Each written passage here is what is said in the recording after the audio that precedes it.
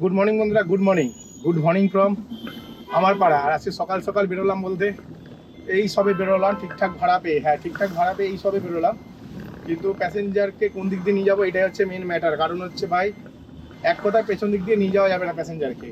তো প্যাসেঞ্জারকে একটু ফোন করে দিই, প্যাসেঞ্জারের কাছে এসে গেছি, একটু পরে তোমাদের ডিটেলসটা বলছি।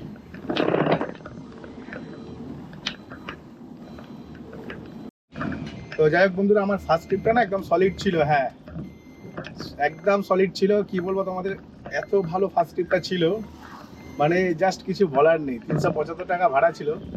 প্যাসেঞ্জারটিকে বললাম যে স্যার আপনাকে একটু ঘুরিয়ে নিয়ে যাবো, কবরডাঙ্গাটার তো রাস্তা জানেন অবস্থা, এই কবরডাঙ্গার জন্য না ওইদিকে এটা ভাড়া নিতেই ইচ্ছা করছে না। তো বলতে না বলতে উনি বললো ঠিক আছে চলো ঘুরিয়ে নিয়ে চলো, কোনো ব্যাপার না। এগুলো আপনাকে হয়তো বিলে হয়তো উঠবে না কোনো টাকা এক্সট্রা, কারণ আমি যতই ঘুরিয়ে নিয়ে যাই না কেন কোনো টাকা এক্সট্রা উঠবে না, আপনাকে 70 টাকা 60-70 টাকায় বেশি দিতে হবে। বললো ঠিক আছে। তো আমি ওনাকে 75 টাকাটা অ্যাড করে নিয়েছিলাম। তো মোটামুটি 3 কিলোমিটার ঘুরিয়েছি, ঠিক আছে। 3 কিলোমিটার আমি আরো 75 টাকা অ্যাড করে 375 টাকা ভাড়াটা 450 টাকা নিয়েছি, বুঝতে পারছো। তো উনি 450 টাকা ভাড়া দিল। ফার্স্ট ট্রিপটা ভাই সলিড হলো। ফার্স্ট ট্রিপে নিয়ে এসেছিলাম হচ্ছে 12 কিলোমিটার। হ্যাঁ, 12 কিলোমিটার রাস্তা, কিন্তু ওইটা আমি পরে আরো 3 কিলোমিটার বেড়ে গিয়ে 15 কিলোমিটার হয়ে গেছে। তো 15 কিলোমিটার 450 টাকা হয়, 3-15-45 450, তো 450 পেয়ে গেলাম। তো যথেষ্ট ভালো ট্রিপ ছিল। এবং তারপর আমি ওখানেই দাঁড়িয়েছিলাম চুপচাপ। ওখান থেকেই মানে যেখানে দাঁড়িয়েছিলাম সেখানেই দাঁড়িয়ে আবার একটা ট্রিপ পাই 5 কিলোমিটারে 170, কিন্তু অ্যাকচুয়ালি এটা 4 কিলোমিটারের ট্রিপ ছিল। 4 কিলোমিটারে 170 পেলাম। এইবারে হচ্ছে এটা তো কমপ্লিট হয়ে গেল। কমপ্লিট হয়ে যাওয়ার পরে আমি কি করলাম, আমি হচ্ছে নেক্সট যে ট্রিপ করবো তার জন্য এতক্ষণ ধরে বসেছিলাম। বসে কিন্তু আমি রিল্যাক্সে মুভি দেখছি, এরকম না যে কোনো কাজবাজ করছি। আমি চুপচাপ একদম স্টিল বসেছিলাম, ভাবলাম যে যা হবে দেখা যাবে। আর শরীরটা খারাপ লাগছে, আমি জানি না। প্যারাসুটামল যে ওষুধটা আছে না 650, ওইটা আমি কাল রাতের বেলায় খেয়েছিলাম। মানে এই ওষুধটাকে ভারত সরকারও ব্যান করে দিয়েছে, গুণমান পরীক্ষায় ফেল হয়ে গেছে বলে। তো ফেল হয়ে গেছে বলে ব্যান করে দিয়েছে। তাই আর কি, মানে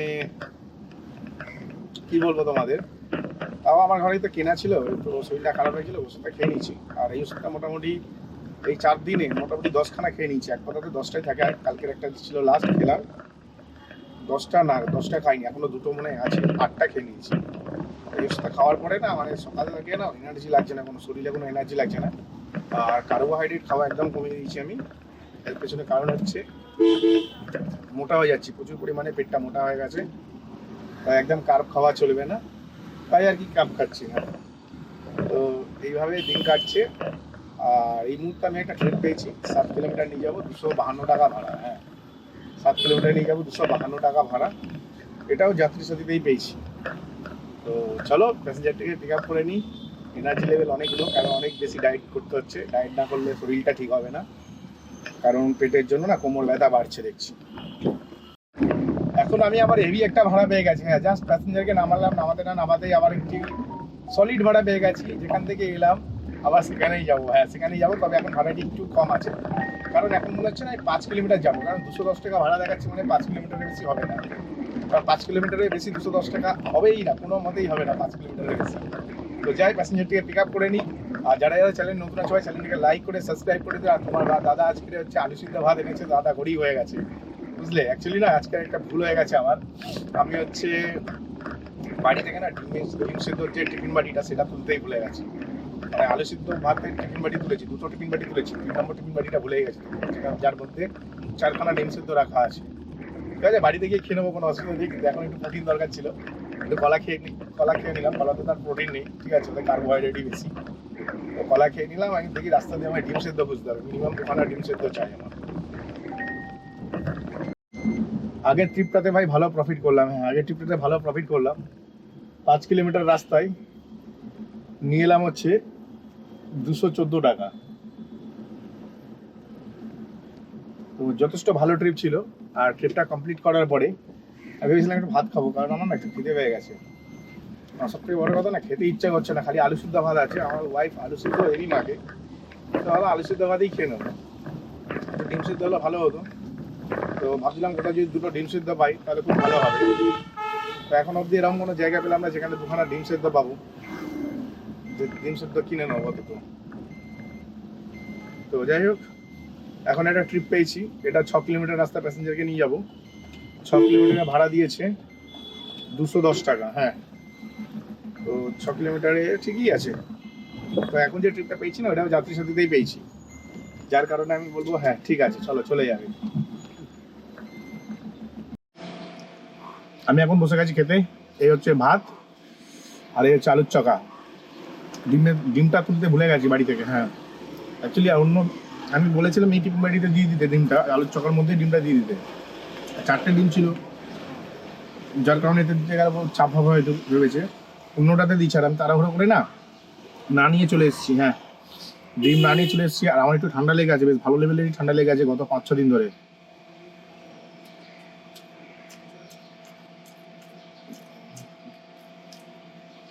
তবে আমার ওয়াইফ না যে আলুর চক্কা বানায় না, সেটাও অসাধারণ।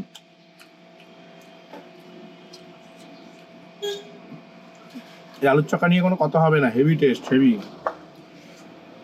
ভেবেছিলাম রাস্তাতে একটু ডিম কিনে নেবো, কিন্তু একটা ডিম সিদ্ধ বলে 12 টাকা। ভাই 6 টাকার একটা ডিম, 6 টাকাও না, এখন আরো কমে গেছে না, ঠিক আছে? 6 টাকার একটা ডিম, তার ডবল চার্জ নাকি 12 টাকা, নাকি সিদ্ধ করে দেবে 12 টাকা, যেন মনে হচ্ছে ভেজে দিচ্ছে।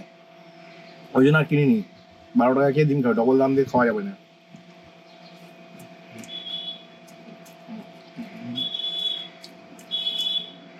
বাড়িতে আমার ডিম সিদ্ধ রকমই পড়ে আছে, যাবো গিয়ে ডিম সিদ্ধ খেয়ে নেবো 4টে, সন্ধ্যাবেলা টিফিন হয়ে যাবে। চলো ঝাঁটাপাট খেয়ে নিই, পরের ট্রিপে কথা হচ্ছে।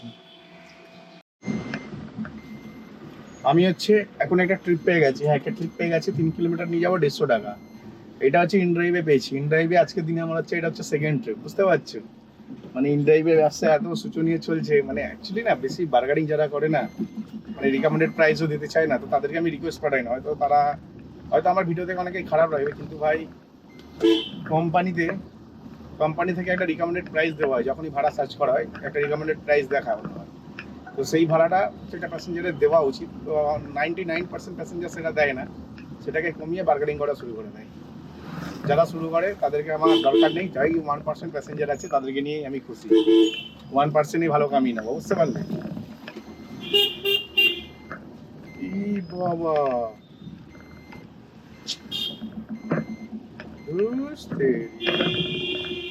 ভাই গাড়ি নিয়ে গিয়ে কোথা থেকে কোথায় ঘুরিয়ে দিলাম। আমি ভেতরে ছিলাম, ওখান থেকে একটুখানি গেলে হয়ে যায়। তো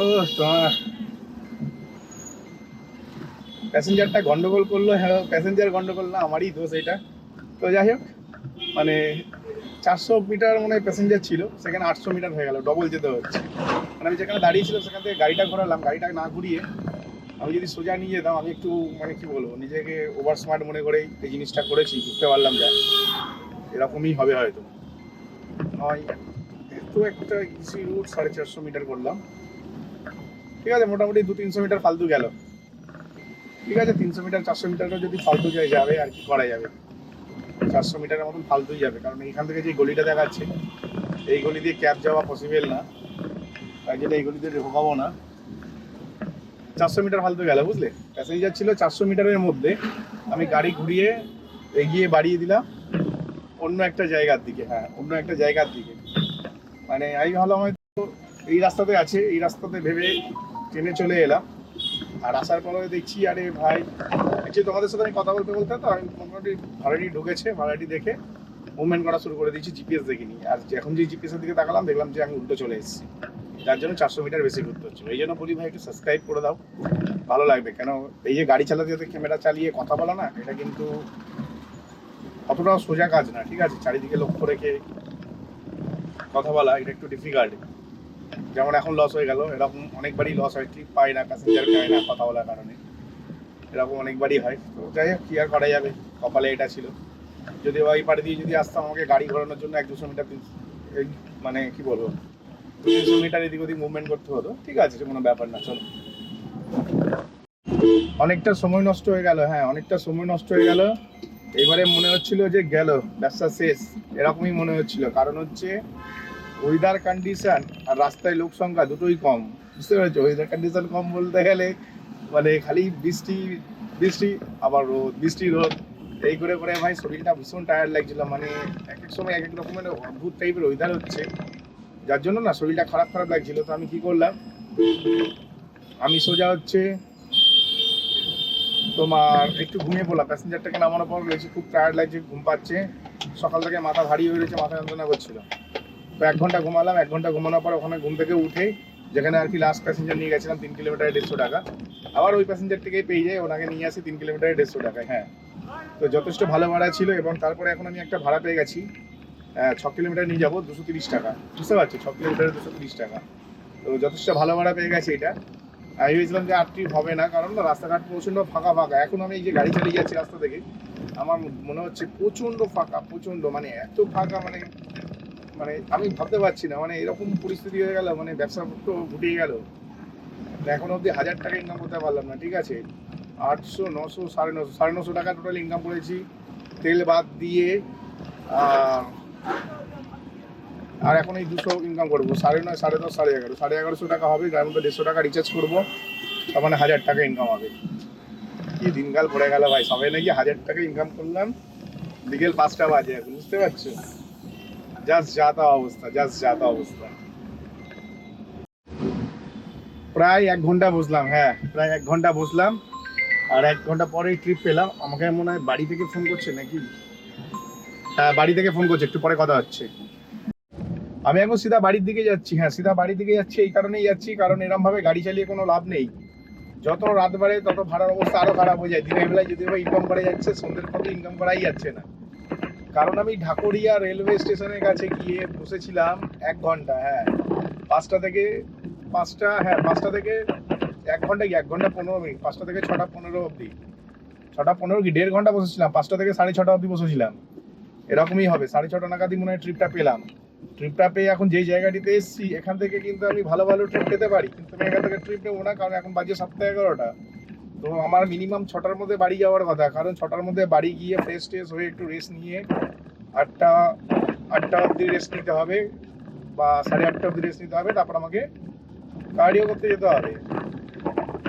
কিন্তু হচ্ছে রেস্ট তো ভুলে যাও, আমি এখন অবধি বাড়ির কাছাকাছিও পৌঁছাতে পারলাম না। এখনো বাড়ি যেতে 8 ঘন্টা সময় লাগবে, কারণ আমি যেই রুট দিয়ে বাড়ি যাবো সেই রুটটা একটু ঘুরে ঘুরে যেতে হবে আমাকে। শখের বাজার ঘুরে আমি এখন তোমাদের বলে দিই, সিরিটি শ্মশানের কাছে আছি। হ্যাঁ, করুণাময়ী সিরিটি শ্মশান, ওখানে আছি আমি। কিন্তু সোজা এই পার দিয়ে গেলে 4 কিলোমিটারের বাড়ি চলে যেতে পারি। ঠিক আছে, কিন্তু আমি সেটা 4 কিলোমিটারে না গিয়ে 6 কিলোমিটারে যাবো, 2 কিলোমিটার বেশি ঘোরাবো গাড়ি। এর পেছনে কারণ হচ্ছে ভাই, কবরডাঙ্গা রাস্তা এত খারাপ, ওখানে খালি ওইটুখানি পার হতে 1 ঘন্টা টাইম লাগবে। তো ওই দিক দিয়ে গেলে আমার 1 ঘন্টা সময় নষ্ট হবে, সাথে তেলও নষ্ট হবে। এই দিক দিয়ে গেলে 2 কিলোমিটার তেল পড়বে, ওই দিক দিয়ে গেলে না করে হলো 8-10 কিলোমিটার এক্সট্রা তেল পড়বে। বুঝতে পারছো, যার কারণে আমি ওই রুটটাকে চুজ করলাম। এবারে এখন হচ্ছে আমি সোজা এখান থেকে না বাড়ি যাচ্ছি। হ্যাঁ, সোজা বাড়ি যাচ্ছি। আমি আর ট্রিপের দিকে তাকাচ্ছি না। ভেবেছিলাম তো ট্রিপ করব, কিন্তু দেখো অ্যামাউন্ট যদি ঠিকঠাক না দেয় কি আর ট্রিপ করবো, তাই না? সবাইকে তো ঠিকঠাক অ্যামাউন্ট দিতে হবে, তবেই তো কি একটু ঠিকঠাক ট্রিপ করতে পারবো। তার জন্যই ট্রিপ করতে পারছি না। 8 কিলোমিটার যাবে 190 টাকা দিয়ে রেখেছি, মনে হচ্ছে উবের চালাচ্ছি। উবেরে এরকম টাকা দিতে 8 কিলোমিটারে 190 টাকা, ঠিক আছে, মানে যা ইচ্ছা তাই ভাড়া দিচ্ছে। তাই জন্য আমি ভাবলাম না, কাজ করে লাভ নেই ভাই, বাড়ি যায়। আমি আজকে টোটাল ব্যবসা করেছি 1900 টাকার। হ্যাঁ, আমি আজকে টোটাল ব্যবসা করেছি 1900 টাকার, যার মধ্যে 600 টাকার তেল ভরেছিলাম, তাহলে থাকে কত 1300। আর 100 টাকার হচ্ছে রিচার্জ করলাম তোমার ইনড্রাইভে, থাকে কত 1200। তো আজকে নেট ইনকাম নাকি 1200 টাকা হলো। বুঝতে পারছো কি দিনকাল পড়েছে। এত খেটে সেই সকালবেলায় বেরিয়েছি, আর এখন হচ্ছে সন্ধ্যে 7:30 বাজে, নাকি 1200 টাকা ইনকাম করেছি। বাড়ি যেতে 8টা বেজে যাবে, 12 ঘন্টা কাজ করি নাকি 1200 টাকা। যাই হোক, আমি একদম গাড়ি কম চালিয়েছি, রিল্যাক্সে বসে সিনেমা দেখেছি, মাঝখানে দুপুরবেলায় ঘুমিয়েছি। দুপুরে ঘুমানোর স্টোরিটা তোমাদের বলতেই ভুলে গেছি, কারণ হচ্ছে যে প্যাসেঞ্জারটিকে নামিয়েছিলাম, তোমাদের বলেছি ঘুমানোর স্টোরিটা। ওখানে গিয়ে টায়ার্ড লাগছিল, এই গাড়িতে ফ্যান সেট আপ করা আছে, অসুবিধা কি, আরামসে একদম 2টো ফ্যান ফুল স্পিডে চালিয়ে একদম রিল্যাক্সে ঘুমিয়েছি। ঠান্ডা ওয়েদার, কাঁচ তুলে প্রপার লক করে ঘুমিয়েছি, কারণ কিছুদিন আগে আমার ফোন চুরি হয়েছে জানো তো। আর যেন এরকম ভুল না করি, সেটাই আমি করলাম। এখন ফ্যান সেট আপ করে নিচ্ছি। এখন গরমে বৃষ্টি পড়লেও আমার কোনো ব্যাপার না, আমি ঠিক আর কি করবো।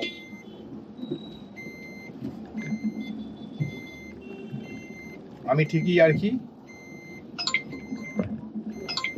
ভবানীপুরে ভাড়া ঢুকছে, যাবো না ভবানীপুরে।